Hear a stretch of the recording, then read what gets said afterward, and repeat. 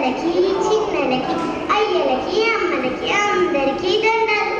నీ నీడకి ఎందుకు వచ్చిందంటే మా తాతోళ్ళు నేను వండేటప్పుడు మస్తు కథలు చెప్తుంటారు.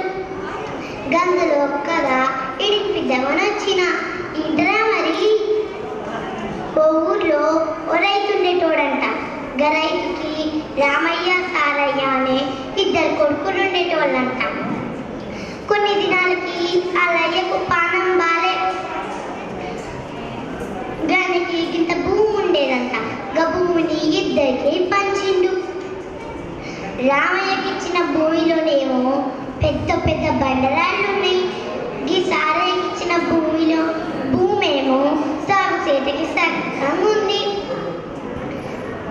రామయ్య గా భూమిని ఏం చెయ్యాలా అని సోచాయిస్తా కూర్చుంటూ గప్పుడానికి మంచి గురం తట్టింది.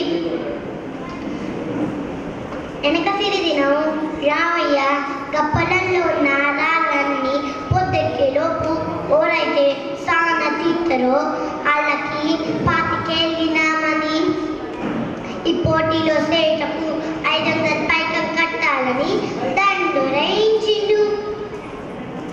గదివిని గౌలో చాలా మంది పోటీ పడిండ్రు.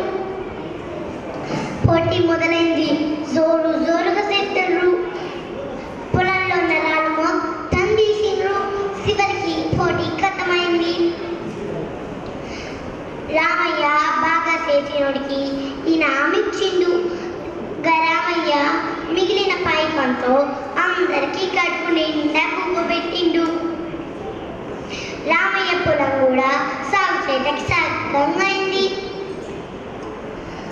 మస్తు ఖుషి అయిండు. ఈ రామయ్య ద్వారా మనం తెలుసుకున్నది ఏంటంటే అయ్యిచ్చిన పొలం మంచిది కాదని కూకుని అలా పానాలు తీసుకోక రాళ్ళల్లో కూడా రత్నాలు పండించచ్చని